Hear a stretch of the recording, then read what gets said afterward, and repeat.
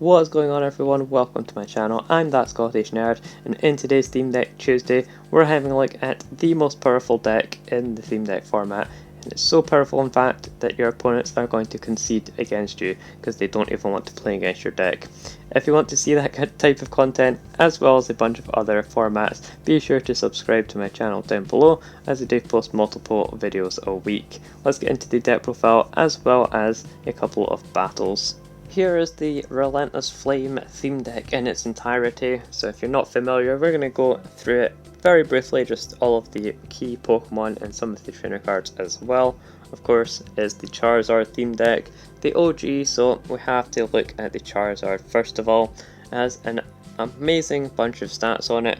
The HP, not so great, only 150 for stage 2, but the ability Roaring Resolve lets you put 2 damage counters on this Pokemon and then search your deck for 2 fire energy and attach them to this Pokemon. So like I said, you're not going to have a huge amount of HP, but it is a great way of coming out and dealing a bunch of damage because the continuous Blaze Ball attack for 2 energy deals 30 plus 50 for each energy that you discard when attacking with this Pokemon. So after you use that ability, you're going to be having the 2 energy, then you can always just attach a 3rd energy and you're going to be swinging for 180 damage, which is typically enough to take out every single Pokemon in the theme deck format right now. Then taking a look at the other key Pokemon that we have, very straightforward Pokemon line in this theme deck, as the other stage 2 is Nidoqueen. Yes, there is 2 stage 2 Pokemon in this deck, but it actually works extremely well together, as the Nidoqueen here has the Queen's Call ability, allowing you to search your deck for any Pokemon, and you can do this once per turn, but if you have this every single turn, it's going to stack up very quickly and allow you to search your deck very easily. The Power Lariat attack is also very strong, it does require quite a few energy, 3 energy to attack, but you're able to deal a base of 10 damage plus 50 more for each evolution Pokemon you have in play, so this can again stack up very quickly considering the amount of evolutions we have. And then some of the other key Pokemon is the Rapidash. So you're going to see this in a lot of the games that we play in this video, as this comes in clutch and really makes you have a good comeback mechanic, because the agility attack makes it so that you flip a coin and if heads, this Pokemon is invincible on your opponent's following turn. Also dealing 60 damage for 2, so it's very efficient, and mainly just that invulnerability.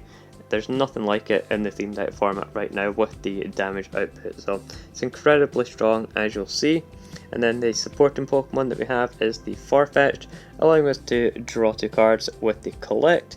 Don't typically use the Tool Buster attack, but is there if you need a little bit of chip damage. And then also the Nidoran is very good with its Call for Family attack. Using it allows you to search your deck for a basic Pokemon and put it straight into play, so great for getting set up. And then, like I said, our Pokemon lineup is very straightforward with those 2 stage 2 Pokemon as well as the Rapidash. We can search them out very easily with our Nidoqueen and its Queen's Call, and then we also have some great search in the form of a couple of Nest Ball, putting basic Pokemon straight into play, and then we also have a couple of Timer Ball, which searches for evolution Pokemon. You do have to flip some coins, but typically you're going to be getting a couple of heads throughout the match. And then we even have the Pokemon Fan Club, which again searches out our basic Pokemon, so really some fantastic search cards in this deck, as well as some great draw as well through the Cynthia, How, Professor Kukui and the Copycat that we have, and we even have a couple of copies of Brock's Grit to top it all off, as if the deck wasn't consistent and powerful enough. We also have Brock's Grit to shuffle Pokemon and energy back into the deck, which is great after a Charizard attacks and you lose a bunch of energy as you have to discard it, or just once some of your Rapidash get knocked out as well, you can recycle those. So it's going to be very consistent, and there's also some great moments where we make a very strong comeback. So let me know your thoughts down below if you have any experiences with this deck, and if not, if you're going to try this deck out. Also leave a like on the video, as it really helps me out, and we'll get into the matches right here. Here we have the Farfetch'd in the active spot, and we did manage to get an energy onto it at the very least, so we do have an energy attachment up on our opponent since we got to go first, but we didn't exactly get a whole bunch of extra Pokemon unfortunately, so Really would have loved to see maybe a couple of Charmander, or even the Ponyta would have been great to see early on here. So my opponent is going to be getting ahead with some early damage, but we have the Copycat, and we do get into the Pokemon here, so we can start attaching energy and using our Copycat in order to draw a bunch of cards, hopefully seeing some basic Pokemon, and that is certainly some basic Pokemon for sure here, so that's what we wanted. And we get our double Charmander as well as the Nest Ball coming down. We could get another Farfetch'd, but I think just getting a Ponyta is going to be better suited so that we can get the Rapidash out nice and quickly. And then of course we can use our Farfetch'd to draw 2 cards, so we can continue our consistency, and that is perfect getting into the Nidoqueen here. So over the next couple of turns we will be able to start searching out every single one of our Pokemon that we need. My opponent is getting set up here though, since they have the double energy on the type Null, and they're going to be able to deal a lot of damage. 30 damage minimum, but potentially a total of 60. And if they do hit 60 here, they would get knockout, but thankfully they get Tails, so we're able to survive another turn with our Farfetch'd, which is ideal. And we do have the Pokemon Fan Club, so we're only going to be able to play one of these basic Pokemon, but we can at least search the deck, and we'll get a Farfetch'd as well as another Nidoran. I think we could put the Nidoran into play as well, work towards getting those, but really we want to get the Farfetch'd and continue to draw cards here, so we could actually just switch into the Farfetch'd. I kind of like that, and means that we can protect the one that is heavily damaged and continue to draw cards this way. And then on the following turn here we are going to get the Nidoqueen into play and giving us those extra Pokemon that we need. Really looking to get the Rapidash into play, I would say, but of course getting the Charmeleons and Charizards is going to be crucial as well. We get into a How off of the top of the deck, so that's going to be great for drawing us into some more cards. And it looks like my opponent is having the same idea, where they're just looking to build up their board. They're using the Pokemon Fan Club to search for 2 of the Necrozma. Now, I forgot to mention that this is of course the Necrozma deck, and is another very popular top tier deck in the theme deck meta. You see it quite often considering its power level, along with the fact that it has Malamar in order to use Psychic Recharge, so very powerful and consistent deck. And I'll certainly be doing a deck profile on that at some point in the future, near future I should say. And yeah, we have our Nidoqueen. Like I said, we can go and search for some more Pokemon. We unfortunately don't have the Nidorino, that is prized, so we could take a Charmeleon here. I think it's going to be the most effective way of getting knockouts on those Necrozma, so we definitely want to go for that. And considering that we have the Cynthia, we could just start using that to cycle through our deck and potentially see more Pokemon overall, which I quite like. Also going to be attaching onto the Ponyta, I think here could be nice. And yeah, just working towards that Rapidash so that we can get that going nice and quickly. Unfortunately don't get it, but we do get another Charmeleon that we can evolve into, and we will use our Farfetch'd to draw some more cards. Let's see what we get. We get the Nidoqueen, but like I said, we have prized our other Nidorino, so we're not going to be able to evolve into that second Nidoqueen until we get the Nidorino off of the prize cards. My opponent going for the Cynthia of their own, so that they can shuffle in and draw 6 cards. My opponent don't need to flip ahead, as they do get the knockout just with the 30 damage. And now it's on us if we want to go in with something like a Rapidash. My opponent's type Null does have 100 hit points, so potentially that could be a good option. And then if my opponent gets the return knockout, we at least have the Charizard to fall back on at the very least. So that's the route that we're going to go with here.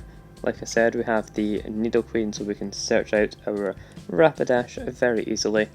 And we do also have a bunch of extra Ponyta in the hand that we can make use of. Definitely going to be putting those into play, making use of How, get a couple of extra energy into play, which is nice. And we do have our Charizard that we drew into, and we'll be attaching to the active. We can also use the Charizard and get some extra energy into play, just so that it's a guaranteed threat, as well as having the energy thinned out of the deck so that we get some better draws. Hopefully we get ahead here. Let's see. Oh man, only getting a Tails. It's going to be a bit unfortunate if my opponent wants to switch out and start attacking with the Necrozma. means that they can get a knockout that way. And they are going to be attaching the energy onto the Necrozma as well. It's going to be a bit of a sketchy couple of turns, especially since my opponent is already up taking the first prize card here. And we'll have to see, they do have the U-turn board on the active, so they could even just retreat. They don't need a switch card, as the retreating will be fairly efficient right here. Although they don't have any Inkay down to evolve up into Malamar, that's definitely something that you want to get established pretty early on with the Necrozma deck, is getting those Malamars into play so that you have the energy acceleration available to you. But it looks like my opponent is just going to be attacking us, dealing that 30 damage, certainly not too much of a threat, and I'm not too worried about the 30 damage honestly. So we have our Nidoqueen and use that Queen's Call ability in order to search for our second Charizard and get that powered up, as well as continue to attach energy, putting one onto the Nidoqueen so that we have that near enough ready to attack with, and we're going to be using our Roaring Resolve on the second Charizard in order to power that dude up as well. Let's go for the How. We can draw some additional cards. No need to use our other Charizards for Roaring Resolve since it already has a couple of energy. And we're just going to go for the knockout. We do get the heads here, which is exactly what we needed so that the Necrozma can't come in and get a knockout on us. I don't believe my opponent plays Pokemon Catcher. I don't think there's any in that theme deck. I could be wrong, but I'm pretty sure there isn't any. And I know for a fact that that deck doesn't have the Guzma or anything, so my opponent's not able to get a knockout on us, and we do have the option to retreat, but my opponent is going to scoop it up. They don't want to deal with the Rapidash and its annoying attack being invincible. We go and pick up the dub there, and let's get into the next game. Now we're up against the Zamazenta deck this time around. We once again don't have an amazing starting hand, but we do have a lone Rapidash that we can evolve into, and they are going to be weak to fire as well, so I think this is going to be a pretty straightforward matchup where we can just roll through our opponent's Pokemon very easily, and we shouldn't have any difficulties, I wouldn't imagine, but we'll certainly see how it goes. We will most likely be getting a bunch of heads here as well, and I wouldn't be surprised if my opponent rage quits once again. We'll have to see.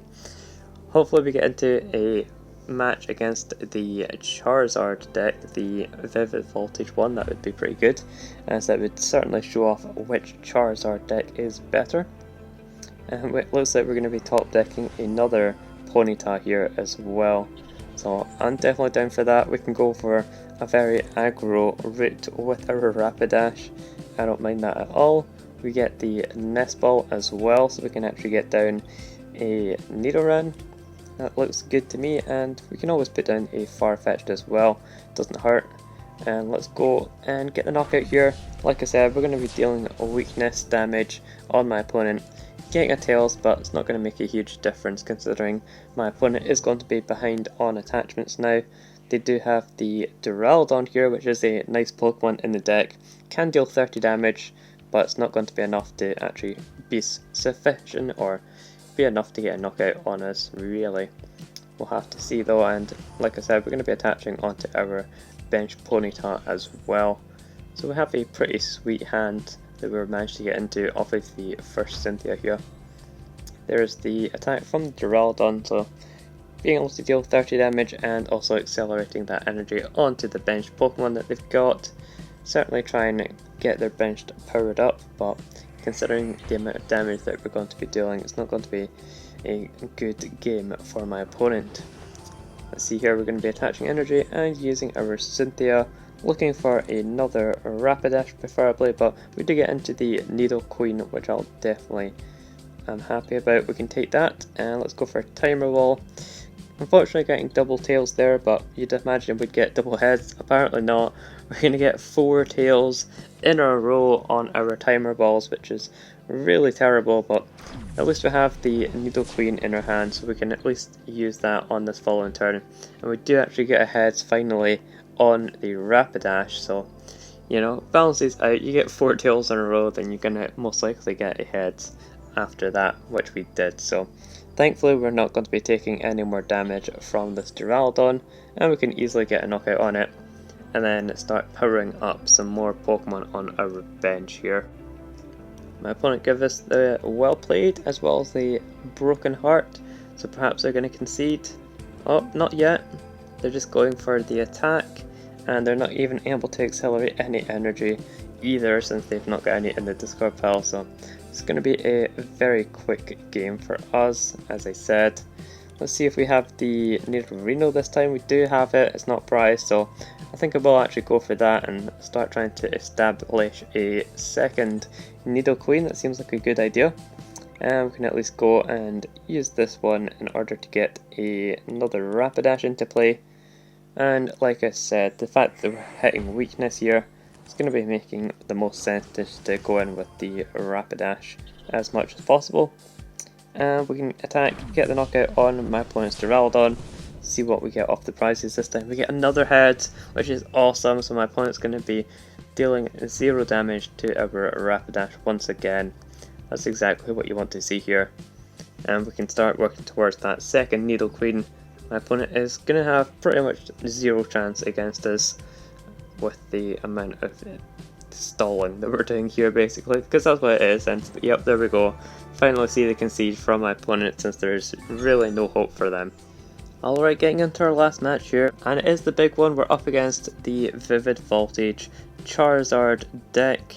We do get the Nest Ball, so we can at least grab ourselves something like the Farfetch'd, or even just grab the Ponyta could be good here as well, since my opponent does have the double Charmander.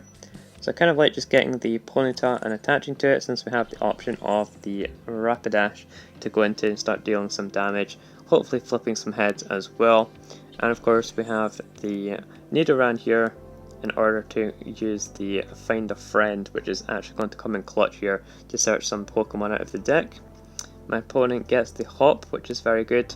Nice having a supporter card since we don't have one of our own. And they are going to be grabbing the Charizard off of the Evolution Incense, so potentially showing that they have the Charmeleon, but if not, I'm sure they're going to have a supporter card in order to get them there. We need to get into a Charmander as well, which is very nice, and we will just be attaching to the active in order to go for the Find a Friend attack. So we'll take another Nidoran off of the deck here, out of the deck, and put it onto the bench so that we have the option of going into the Nidoqueen at some point. My opponent does indeed have the Charmeleon that they can evolve into, and from there they are going to be able to deal a total of 60 damage to get the knockout, as you can see. And we're going to have to go into the Rapidash and hope that we can start flipping some heads here. So a bit of a slow start from us, and really showing that our deck can be a little inconsistent at some points, but really that is any theme deck, and you are going to get times where your deck just bricks a whole load and you can't do anything about it, unfortunately. We can go for the attack here though, using our agility to deal 60 damage, and there's the heads, so my opponent is not going to be able to deal any damage with the Charizard that they have in their hand there. They are going to be evolving into it anyway, since they can use the Battle Sense ability in order to draw some of the cards that they need. But certainly the fact that we got the heads is going to be crucial in order to buy us some time, and we can also start attaching energy onto our benched Pokemons. Probably just going to be throwing some onto the Charmander, but there's also merit to putting it onto the Farfetch'd since we only have the 1 energy available right now. Let's see if my opponent goes for a switch or a retreat or anything. We could always start drawing cards, and there is a Professor's Research discarding a lot of cards here, getting rid of the Ordinary Rod, which is interesting, as well as another Charizard. So really big loss from my opponent, losing the Charizard and the Ordinary Rod, opting to get rid of everything rather than using the Dan that they had in their hand there. And they are going to be attacking us, but of course we're invincible right now. And we get the Timer Ball as well, which is an excellent pickup. We get the single heads, which is all we really needed, as that gets us into the Nidorino, and we can then take it from there with our Nidoqueen on this following turn. Like I said, we will be attaching onto the Farfetch'd, since that is our really only option at this point. And we can deal 60 damage once again with agility, getting the heads, so there we are going to be invincible for another turn. My opponent's not going to be dealing any damage, and we can get a knockout on this Charizard with our Rapidash. Rapidash really taking it home for us and showing how powerful this deck is just based on the coin flips, and this is exactly how we need our deck to run. So we get into the Nidoqueen here and we can start getting some of our other Pokemon out of the deck. I think I want to go for another Nidoqueen line so that we can search our deck even quicker, and we can also attach this energy onto our Charmander. I think it's going to be nice for getting our Charizard up without having to deal damage to itself. And like I said, here is the knockout. Unfortunately getting a Tails, but my opponent is going to be having a bit of a hard time with their attackers. Really got a lackluster board state after losing the Charizard here, and they are going to be promoting the Charmander, so probably just using it to draw cards here since they don't have a whole lot else going on. They are attaching another energy onto it though, so perhaps they have the Charmeleon, but you gotta imagine it's going to be bad. And there is the concede, so there you have it. Even the newest Charizard deck concedes to ours. The fact that we have Rapidash constantly flipping heads and making it so that my opponent can't attack is just crucial for winning the games. And there you had it, you had multiple people conceding to us, so really a show of how powerful this deck is and the fact that people just don't even want to play against it. It's that powerful. Hope you enjoyed the video. I'll certainly see you in the next one.